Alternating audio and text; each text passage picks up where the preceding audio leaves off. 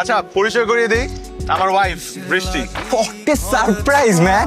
High What a surprise! বন্ধু, তুমি তো পুরো ফাটাই দিছো। তোমার বউ যে সুন্দর আর সেক্সি। সেক্সি? সেক্সি তুই না বেশি বলিস, বুঝছিস? দূর হ। অবশ্য তুইও কম কিসের, হট অ্যান্ড হ্যান্ডসাম।